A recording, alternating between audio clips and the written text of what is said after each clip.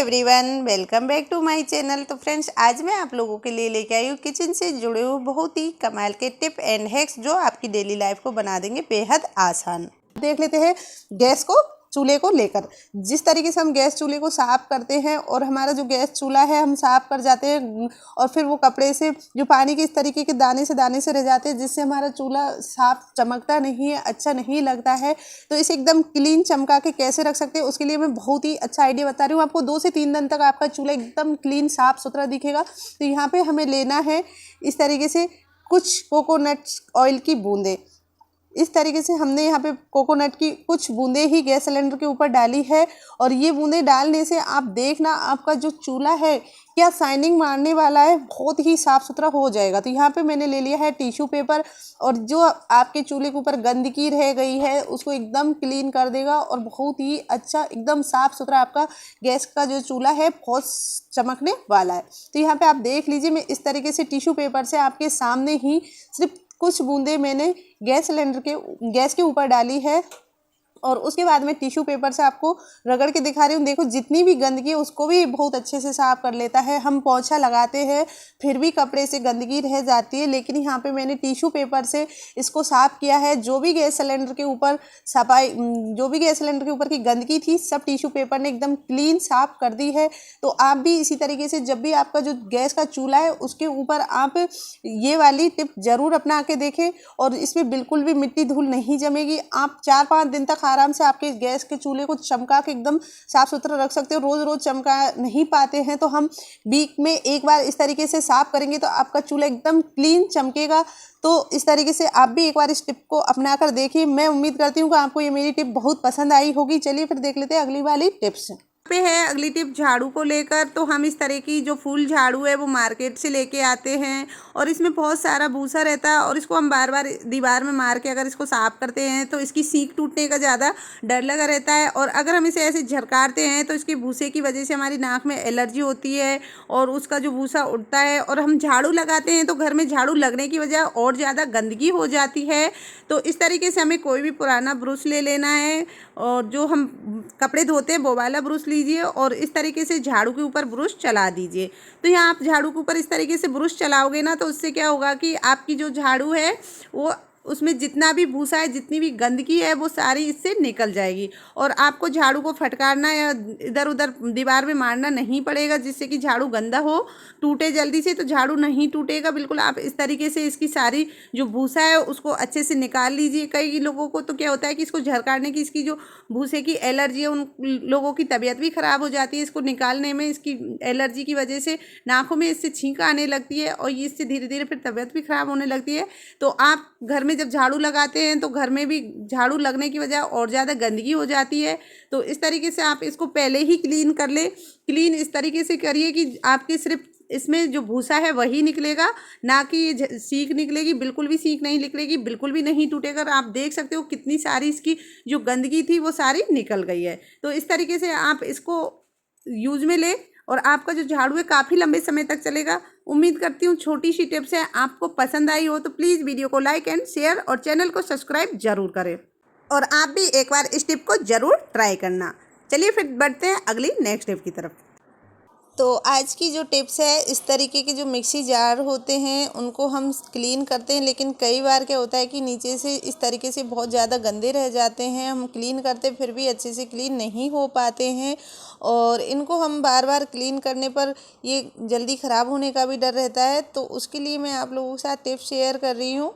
तो यहाँ पे हमें कोई भी वाइट विनेगर ले लेना है और इसमें इस तरीके से डाल दीजिएगा, 1 स्पून भर के डाल दीजिएगा और चारों तरफ इस तरीके से सारे जो खाने हैं उनमें अच्छे से फैला लीजिएगा।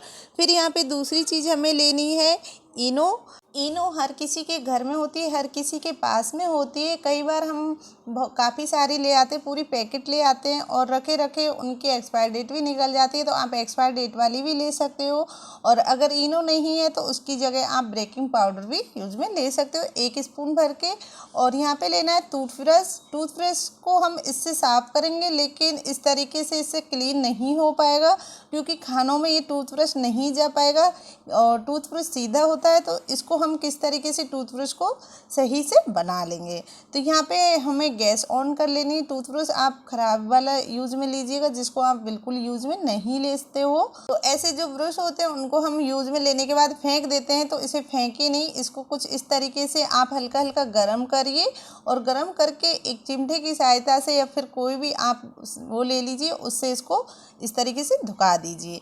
तो यहाँ देखिए मैं इस तरीके से जो टूथब्रश है उसको मैं हल्का हल्का गर्म करती जाऊँगी और कुछ इस तरीके से मैं इसको धुका लेती हूँ। तो यहाँ पे इस तरीके से एक बहुत बढ़िया वो बनकर तैयार हो गया है ब्रश। और अब इससे हम करेंगे मिक्सी के जार को साफ। तो यहाँ पे गैस मैंने ऑफ कर दी है और अब मैं आपको इससे साफ़ करके दिखाऊंगी। बहुत ही इजी, आप चारों तरफ से बहुत अच्छे से मिक्सी की जो जार है उसको नीचे से क्लीन कर लोगे। तो इस तरीके से देखिए यहाँ पे हम अगर खड़ा वाला टूथब्रश लेते तो उससे अच्छे से साफ़ नहीं हो पाती, ना धुप पाता, और ये चारों तरफ अच्छे से इसमें चला जाएगा चारों तरफ से और अच्छे से ये क्लीन कर देगा।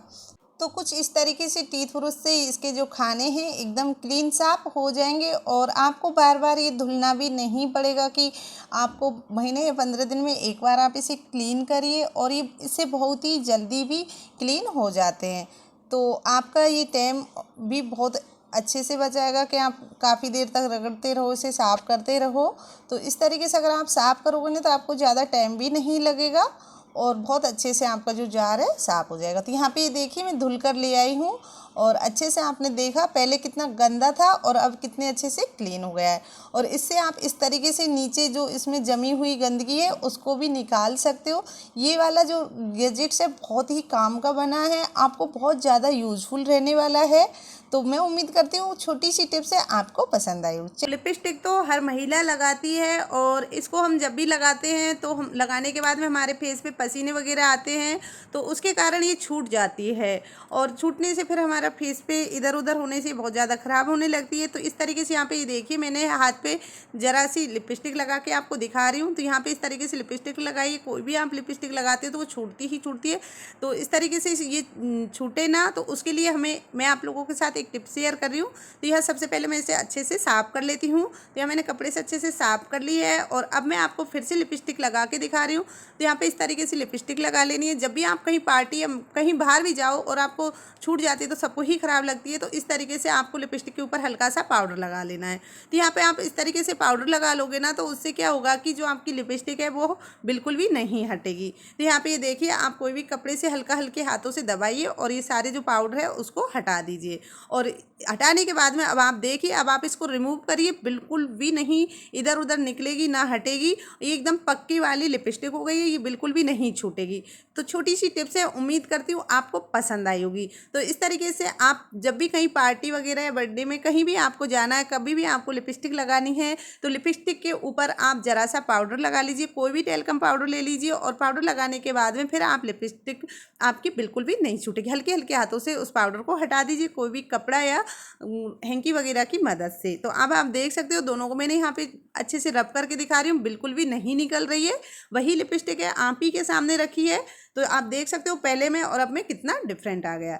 छोटी सी टिप्स है, उम्मीद करती हूँ आपको पसंद आई होगी। चलिए फिर देखते हैं अगली वाली टिप। ये वाली टिप्स है कढ़ाई को लेकर। जब भी हम पूरी वगैरह तलते हैं और हम उस कढ़ाई को धुल देते हैं और फिर भी उसमें से चिकनाहट नहीं जाती है, और इस तरीके से जब हम पूरी तलते हैं, पकौड़ी वगैरह तलते हैं, तो उसमें चारों तरफ ऑयल जमने लगता है और वो बिल्कुल भी नहीं निकाल पाते। हम बहुत ज़्यादा हमें इसको घिसनी पड़ती है, रगड़नी पड़ती है, तब जाके इसमें से ये ऑयल, ये गंदगी निकलती है। तो यहाँ हमें सबसे पहले गैस पर कढ़ाई को रख देना है, उसमें पानी कर देना है और पानी करने के बाद में हमें 1 स्पून भर के इसमें बेकिंग पाउडर डाल देना है। बेकिंग पाउडर डालने के बाद में फिर हमें इसमें दूसरा क्या करना है कि यहाँ लेना है हमें नींबू। तो यहाँ आधा लेमन ले लीजिएगा और उसको आप इस तरह से फॉक की सहायता से इसमें अच्छे से रब कर दीजिए। क्योंकि पानी गर्म होगा तो आप हाथ से तो कर नहीं पाओगे, तो यहाँ पे कांटे वाली चम्मच लीजिए और उससे इस तरीके से चारों तरफ अच्छे से रब कर दीजिए।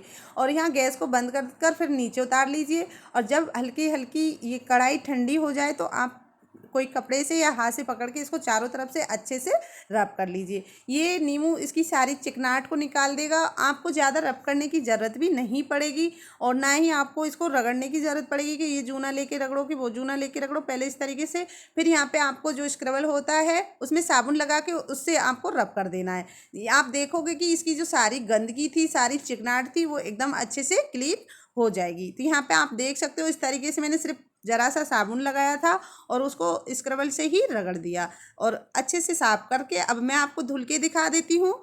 तो आप मेरी ये वीडियो किस जगह किस शहर से देख रहे हो ये भी कमेंट करके ज़रूर बताना, ताकि मुझे भी पता चले कि मेरी वीडियो कहाँ कहाँ तक जा रही है। और आप भी एक बार इस टिप को ज़रूर ट्राई करना। वीडियो अच्छी लगी हो तो लाइक करना, शेयर करना और कमेंट करके ज़रूर बताना। तो इस तरीके से आप देख सकते हो अब पहले में और अब में इसमें कितना डिफरेंट आ गया है। तो फिर चलते हैं अगली वाली नेक्स्ट टिप की ओर। वाली टिप्स है आटा को लेकर। कई बार क्या होता है कि हम बहुत सारा आटा पिसवा लाते हैं चक्की से और पिसवाने के बाद में हमें रख देते हैं और महीने 2 महीने 3 महीने चलना होता है। और कई बार क्या होता है कि हमें 10-12 दिन के लिए कहीं बाहर जाना होता है और आटा ढका रहता है, तो इसमें आटे में जगह जगह गुच्छे टाइप के पड़ जाते हैं, छोटे छोटे सूसड़ी कीड़े वगैरह पड़ जाते हैं जो हमें दिखते भी नहीं है सही से। लेकिन जब हम आटा छानते हैं तो चलनी में जगह जगह छोटे छोटे गुच्छे टाइप के बने रहते हैं। तो आटा ख़राब ना हो उसके लिए आपको एक बड़ा भर के चम्मच हल्दी डाल देनी है और इस तरीके से आटे में अच्छे से उसको मिला देना है। हल्दी से क्या होता है कि घर कीड़े वगैरह बिल्कुल नहीं लगेंगे और आपका जो आटा है ऐसे ही फ्रेश ताज़ा बना रहेगा। आप 10 दिन के बाद आओ, 15 दिन के बाद आओ या फिर महीने में आओ, आपको आपका जो आटा है वो एकदम ताज़ा फ्रेश आपको मिलने वाला है। छोटी सी टिप्स है, एक बार ट्राई ज़रूर करना। उम्मीद करती हूँ आपको पसंद आई होगी। तो अगली टिप है इस तरीके, तो जो लिपस्टिक हम यूज़ में लेते हैं और लेने के बाद में हमें नहीं पता होता कि इनमें क्या क्या मिलावट होती है, कैसे केमिकल्स होते हैं। मैं इसके ऊपर टिप तो नहीं बनाना चाहती थी, लेकिन मुझे लगा कि शायद एक बार बनाकर डालनी चाहिए। तो जो भी हम ये लिपस्टिक वगैरह लाते हैं तो इनको, जब ये मेरी जो लिपस्टिक थी ये टूट गई थी तो मैं इसको वापस सही कर रही थी। तो फिर मैंने देखा कि इसको जैसे ही मैंने गैस पे गरम किया तो इसमें ऑटोमेटिक आग लग गई थी। तो इसमें आप देख सकते हो जब इसमें आग लग सकती है तो ये कितनी ख़राब होगी, ये हमारे होठों को कितना ख़राब कर देती होगी। और जब भी हम होठों पे लगाते हैं तो ये हमारे शरीर में भी जाती है, तो ये हमारे लिए कितनी नुकसानदायक हो सकती है। तो आप खुद देख सकते हो कि लिपस्टिक कितनी नुकसानदायक हो सकती है हमारे शरीर के लिए, हमारी हेल्थ के लिए। तो प्लीज़ आप जो भी लिपस्टिक यूज़ करते हो वो बहुत सोच समझ के यूज़ किया करिए, क्योंकि ये लिपस्टिकों में क्या क्या मिलावट होती है ये हम भी नहीं जानते हैं। और आप खुद देख सकती हो उसका रिज़ल्ट। आप भी एक बार आपकी जो लिपस्टिक है उसको गैस के ऊपर इस तरीके से गरम उसमें रखिए और ट्राई करके देखिए कि आपकी लिपस्टिक वाकई ऐसे ही है कि या फिर ख़राब है। तो वीडियो अच्छी लगी हो तो प्लीज़ लाइक करें, शेयर करें और इसी तरह की यूज़फुल टिप एंड टिप्स देखने के लिए मेरे चैनल को सब्सक्राइब ज़रूर करें। फिर मिलूँगी नेक्स्ट वीडियो में, तब तक के लिए take care, bye bye, Radhe Radhe all of you friends. रायता तो हम सब लोग बनाते ही हैं और जीरा भूनकर हम सब लोग रायते में जीरे डालते हैं। लेकिन कई बार क्या होता है कि हम जब जीरा भून लेते हैं तो उसके बाद हम जीरा को पीसते हैं तो बेलन से या फिर चकले पे तो हमें वो भी धुलने पड़ते हैं। बार बार धुलने से हमारा बेलन भी टूटने का डर रहता है। तो आज मैं इसको बहुत अच्छे से आपको क्रश करके दिखाऊंगी। तो यहाँ पे क्या करना है कि आपको कुछ इस तरीके से पहले जीरा को अच्छे से भून लेना है। खाना बनाने के बाद सब लोग जीरा भूनते ही हैं, तो इस तरीके से मैंने यहाँ पे जीरा को भून लिया है। फिर हमें क्या करना है कि यहाँ पे अब एक गिलास ले लेना है। गिलास इस तरीके से लेने के बाद फिर हमें बेलन लेना है और बेलन का ये वाला हिस्से से हमको जीरा को अच्छे से कूट देना है। तो यहाँ पे ये देखिए इस तरीके से मैंने जीरा को बहुत अच्छे से कूट लिया है और अब आप देख सकते हो बहुत महीन जीरा पिसकर तैयार हो गया है। ना ही बेलन गंदा हुआ और ना ही बेलन को धुलना पड़ा। तो उम्मीद करती हूँ छोटी स्टेप से आपको पसंद आई हो। तो यहाँ पे कई बार क्या होता है जब भी हम रोटी बनाते हैं तो रोटी बनाने पर हमारा जो बेलन है वो लोहे की चपकती है और लोहे पर चपकने पर जब रोटी बनाते हैं तो रोटी सही से नहीं बिल पाती है। तो रोटी सही से नहीं बिल पाती है तो उसके लिए हमें क्या करना है कि इस तरीके से इसको हल्की आँच दिखा लेनी है। जब हम गैस पे इसकी आँच दिखाएंगे तो इससे जो इसकी नमी है वो सारी ड्राई हो जाएगी और उसके कारण फिर ये जो रोटी पे बिल्कुल नहीं चिपकेगा। आप जब भी रोटी बनाओगे तो उससे बहुत अच्छी रोटी बनेगी, आटा इस पर बिल्कुल नहीं लगेगा। छोटी सी टिप्स है, उम्मीद करती हूँ आपको पसंद आई होगी। तो प्लीज़ वीडियो को लाइक एंड शेयर ज़रूर करना और एक बार आप भी इस टिप को ज़रूर ट्राई करना। तो जब भी हम घर से बाहर जाते हैं या 8-10 दिन के लिए और हमारे मसाले हम ऐसे ही छोड़ जाते हैं तो इनमें छोटे छोटे से कीड़े लग जाते हैं, गुच्छे जमने लगते हैं, तो मसालादानी के सारे मसाले ख़राब होने का डर रहता है। तो उसके लिए क्या करना है कि इस तरह से नमक लेना है और सारे जो मसाले हैं उनमें आपको नमक डाल देना है। तो यहाँ पर आप इस तरीके से नमक डाल दो और उसके बाद फिर सारे मसालों में अच्छे से मिक्स कर दीजिए।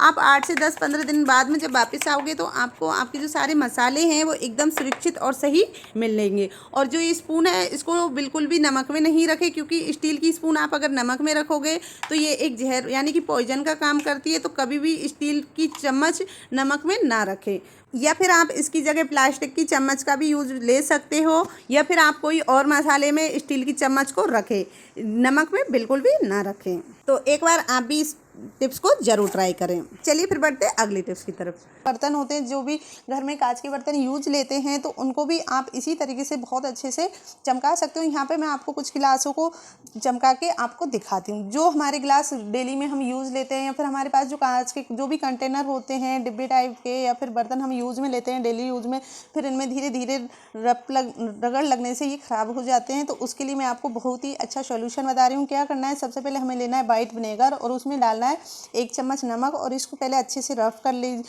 मिक्स कर लीजिए। जब ये अच्छे से मिल जाए तो इसमें आपको एक स्क्रबर लेना है, जो बर्तन धोने का होता है वो वाला जूना, और उसको लेने के बाद आप आपके जो बर्तन है या कंटेनर है, जो भी आप कांच के बड़े बड़े डब्बे यूज़ में लेते हो, कांच के जो भी बर्तन आप यूज़ में लेते हो, उन पे आप इसको अच्छे से इस तरीके से लगा दीजिए। आप देख लीजिए, आपको खुद को ही बहुत ज़्यादा फ़र्क दिखने लगेगा। तो यहाँ पे मैं जल्दी जल्दी सब में अच्छे से सारे जो कांच के बर्तन हैं उनमें, सारे ग्लास है उनमें लगा के आपको दिखा देती हूँ। यहाँ मैंने सबके ऊपर लगा दिया है, और अब मैं इनको आपको धुल के दिखाती हूँ और साफ़ करके। देखिए किस तरीके से ये साइन मार रहे हैं। पहले आपने देखा होगा कितना गंदा लग रहा था, और अभी में आप देखो कितने साइन मारने लगे। तो मैं उम्मीद करती हूँ आपको ये भी वाली टिप बहुत पसंद आई होगी। तो प्लीज़ वीडियो को लाइक एंड शेयर ज़रूर करना। चलिए फिर देख लेते हैं और भी यूजफुल टिप्स।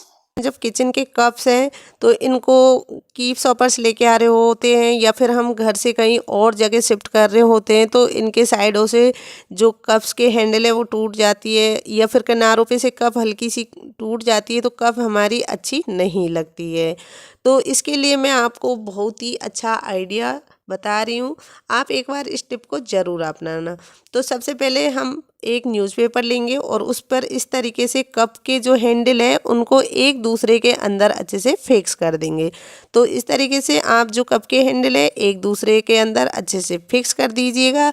तो इससे क्या होगा कि आपके जो कप है तो वो बहुत सेफ्टी से बची रहेंगी और टूटेंगी भी नहीं। और इस तरीके से आप न्यूज़पेपर उनके ऊपर लगा दीजिएगा, और अच्छे से इनकी पैकिंग करके आप कहीं पे भी शिफ्ट कर रहे हो वहाँ पे ले जा सकते हो, या फिर आप दुकान या मार्केट से लेके आ रहे हो तो इस तरीके से पैकिंग करा के लाइए, जिससे इनके हैंडल्स या किनारे बिल्कुल भी नहीं टूटेंगी। तो यहाँ पे मैंने इस तरीके से न्यूज़पेपर में अच्छे से कप को रख दिया है। तो फ्रेंड्स, आपके लिए मेरी ये किचन कुकिंग टिप्स बहुत ही यूज़फुल रहेंगी। आप भी आपकी लाइफ में इनको शामिल कीजिए और आपकी लाइफ को और भी आसान बनाइए, जिससे आपका समय और टाइम दोनों ही बचा रहेगा। तो ये थी मेरी आज की लाइटर को लेके। कई बार क्या होता है कि हम लाइटर को धो सकते हैं नहीं है, और ये बहुत ज़्यादा गंदा हो जाता है। तो इसे हमें कैसे साफ़ करेंगे बिना धुले, तो देख लेते हैं। तो हमें लेना है नींबू का छिलका, और इसमें बिल्कुल भी रस ना हो, सिर्फ हमें नींबू का छिलका लेना है और इसको इसके ऊपर अच्छे से रगड़ देना है। और हम लाइटर को बिना धुले बहुत ही अच्छे से साफ़ कर लेंगे, चारों तरफ से, आगे पीछे ऊपर नीचे से। कितना भी गंदा लाइटर होगा वो भी बहुत अच्छे से साफ़ हो जाएगा। तो बस इसी तरीके से आप इसको चारों तरफ से, ऊपर नीचे, साइडों में, आगे किनारों में, हर जगह रगड़ने के बाद में फिर आप क्या लीजिए कि एक कपड़ा लीजिए और उससे इसको साफ़ कर लीजिए। इसको बहुत ही अच्छे से आप इस तरीके से साफ़ कर लेंगे तो ये क्या होगा कि आपका लाइटर कितना भी पुराना हो बिल्कुल एकदम नया जैसा चमकने लगेगा, और ये हर जगह से बहुत अच्छे से साफ़ हो जाएगा। तो ये देखिए ऊपर नीचे चारों तरफ से एकदम नए जैसा शाइनिंग मारने लगा है। तो जब भी आपका लाइटर ख़राब हो तो आप इस तरीके से उसको साफ़ कर सकते हो। अगर आपको लग रहा है कि यहाँ अंदर से भी गंदा है तो इस तरीके से नींबू को इसमें दीजिए और कपड़े से पूंछकर अच्छे से साफ़ कर दीजिए। तो यहाँ पे मैंने देखो लाइटर को इस तरीके से साफ़ किया है। तो रोज़ रोज़ हम इनको साफ़ कर सकते नहीं, लेकिन वीक में आप एक बार जब भी हमारा नींबू का छिलका बचता है तो आप इस तरीके से साफ़। तो ले लेंगे प्याज आप छोटा या बड़ा कोई भी ले लीजिए, और उसको कुछ इस तरीके से कट कर लीजिए। अगर प्याज ख़राब भी होगा तो वो भी चल जाएगा। तो यहाँ पे प्याज को कट करने के बाद में फिर इसको बहुत ज़्यादा महीन कट करना है, और इसको हम किस काम में लेंगे तो वो भी मैं आपको बता देती हूँ। तो यहाँ पे हमें क्या करना है कि जैसे अभी फ़िलहाल में बारिश का मौसम चल रहा है और घर में कॉकरोच वगैरह बहुत ज़्यादा निकल रहे हैं, क्योंकि बारिश की वजह से नालियों में पानी बहुत ज़्यादा भर गया है, तो कॉकरोचों को कहीं रहने को जगह नहीं है, तो वो हमारे घरों में बहुत ज़्यादा इधर उधर हो रहे हैं। तो यहाँ पे हम प्याज से कॉकरोच को किस तरीके से घर से निकालेंगे, बहुत आसान ट्रिक है, आपको बहुत ज़्यादा यूजफुल रहने वाली है। एक बार आप इसको ज़रूर ट्राई करना। तो यहाँ पे मैंने प्याज को कुछ इस तरीके से कट कर लिया है, फिर एक बाउल में इनको निकाल लेंगे। तो यहाँ पे कुछ इस तरीके से हम इस बाउल में निकाल लेंगे और इसमें हमें एक और चीज़ क्या मिलानी है तो वो भी मैं आपको बता देती हूँ। जो प्याज की महक है उससे आपके घर में कॉकरोच बिल्कुल नहीं रुकेंगे। तो यहाँ पे इसमें हमें दूसरी चीज़ डालनी है डिटॉल। तो यहाँ पे कुछ बूंदें हमें इसमें डिटॉल की डाल देनी है, ज़्यादा हमें नहीं करना है। तो इस तरीके से इसी में हम इसको मिक्स कर देंगे। तो यहाँ पे मैंने डिटॉल लिया है और उसके बाद में डिटॉल को इसमें अच्छे से हमें मिक्स कर देना है। प्याज और डिटॉल दोनों को अच्छे से मिक्स कर देंगे और फिर मिक्स करने के बाद में जब भी आप शाम को खाना वगैरह बना लो, सारा काम क्लीन कर लो किचन को, तो उसके बाद में आपको किचन में जैसे सिंक है या फिर गैस के पास जहाँ आपको लगता है कि हमारे घर में यहाँ पे हमें कॉकरोच ज़्यादा आते हैं, तो वहाँ पे कुछ इस तरीके से आपको इसको डाल देने हैं इनको।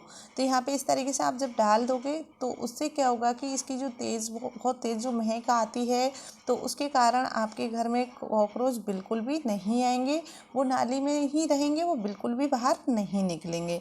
इस टिप को आप एक बार ज़रूर ट्राई करना। मैं अक्सर कुछ इसी तरीके से करती रहती हूँ, तो मेरे घर में कॉकरोच बहुत कम आते हैं, नहीं आते हैं। तो जहाँ पे भी आप जब खाना आना बना चुके होते हो तो उसके बाद में आप शाम की टाइम कुछ इस तरीके से प्याज और डिटॉल दोनों को मिक्स करके जो नाली वगैरह होती है उन पर डालिए, बिल्कुल भी कॉकरोच नहीं आएंगे। तो मैं उम्मीद करती हूँ आपको ये टिप पसंद आई होगी। चलिए फिर देख लेते हैं अगली वाली नेक्स्ट टिप। टिप्स है लाइट बोर्ड को लेकर। कई बार क्या होता है कि हम चिकने हाथ लगा देते हैं या खाना खाती टाइम प्लग को ऑन ऑफ कर देते हैं या फिर कोई काम करते रहते हैं तब भी हम प्लग को ऑन ऑफ करते रहते हैं और वही हाथ हमारे दीवार पे लग जाते हैं। तो इस तरीके से प्लग के नीचे जो दीवार है हल्की सी गंदी होती है, तो कुछ इनको हम किस तरीके से क्लीन करें बिना कोई ज़्यादा पैसे खर्च किए, बिना कोई झंझट के। तो यहाँ हमें लेना है कॉटन, और कॉटन में हमें लेनी है लिक्विड वाला थीमर यानी कि नेल रिमूवर, जिससे हम नेल रिमूव जो पॉलिश होती है उसको साफ़ करते हैं। तो उसकी 4 से 5 बूंद आपको इसके अंदर डाल लेनी है और उसके बाद में फिर आपको इस तरीके से इसको रिमूव करना है। तो कई बार क्या होता है कि हम कभी कभार सोचते हैं कि नहीं कपड़े से गीले कपड़े से साफ़ कर दे या धुल दे, तो हमें धुल सकते हैं नहीं, क्योंकि हमें इसमें खतरा होता है करंट लगने का। तो इसको आप इस तरीके से 2 से 3 मिनट में ही अच्छे से क्लीन कर सकते हो और काफ़ी लंबे समय तक आप बोर्ड को साफ़ करने से छुटकारा पा सकते हो। तो इस तरीके से यहाँ पे मैंने कुछ ही मिनटों में जो बोर्ड था उसको बहुत अच्छे से क्लीन कर लिया है। और अब आप देख सकते हो जो इसकी कॉटन है ये कितनी गंदी हो गई थी। तो यहाँ पे मैंने इसको जब साफ़ किया था बोर्ड को, तो उस पर जो कॉटन थी वो बहुत ज़्यादा गंदी हो गई थी। तो ये देखिए इस तरीके से। तो यहाँ पे आप जब भी साफ़ करो तो कॉटन लीजिए और उसकी मदद से बहुत अच्छे से इसको क्लीन कर लीजिए। तो छोटी सी टिप्स है, मैं उम्मीद करती हूँ आपको पसंद आई होगी। तो अब मैं इसके नीचे की जो दीवार है उसको क्लीन करके दिखाऊंगी। तो इस दीवार को हम किस तरीके से क्लीन करेंगे, ना हमें इसको धुलने की ज़रूरत है, हमें सिर्फ यहाँ लेना है कोलगेट यानी कि टूथपेस्ट। आप कोई भी वाइट टूथपेस्ट ले लीजिए और उसके बाद में आप इस तरीके से दीवार पे फिंगर की मदद से लगा दीजिए। जितनी आपको दीवार क्लीन करनी है उतनी ही दीवार पर लगाइए। और इस टाइम जैसे दीवार जो कोलगेट है उसको सूख लेती है, तो यहाँ पे आपको हल्का सा अपने हाथों में पानी ले लेना है, हाथों को हल्का सा गीला कर लीजिए और गीला करने के बाद में फिर फिंगर की मदद से इसको इस तरीके से घुमाते जाइए। जब आप इस तरीके से घुमाओगे तो जो कोलगेट है इसकी जो सारी गंदगी है उसको रिमूव कर देगा। तो बस इसी तरीके से आप हल्के हल्के हाथों से इसको रिमूव करते जाइए और ये जो नीचे जितनी भी गंदगी लगी है बहुत अच्छे से क्लीन हो जाएगी। तो यहाँ पे ये देखिए मेरे हाथ मतलब हल्का हल्का सूखता जा रहा था, तो इसलिए मैंने थोड़ा थोड़ा सा इसमें पानी लगाया था और पानी लगाकर इसको अच्छे से रिमूव कर लिया था। तो यहाँ पे पानी आपको ज़रूर लगाना पड़ेगा, नहीं तो आप कोलगेट लगाओगे तो वो दीवार पे सूख जाएगा। फिर इस तरीके से रब करने के बाद में आप कोई भी गीला कपड़ा ले लीजिए। गीला कपड़ा लेने के बाद में इसको आप अच्छे से क्लीन कर दीजिए। तो यहाँ पे आप देख सकते हो पहले दीवार कितनी गंदी थी और और अब दीवार कितने अच्छे से क्लीन हो गई है। तो इस तरीके से आप दोनों टिप्स को अपनाकर आपका समय और पैसे दोनों ही बचा सकती हो। तो मैं उम्मीद करती हूँ छोटी सी टिप्स है आपको पसंद आई होगी।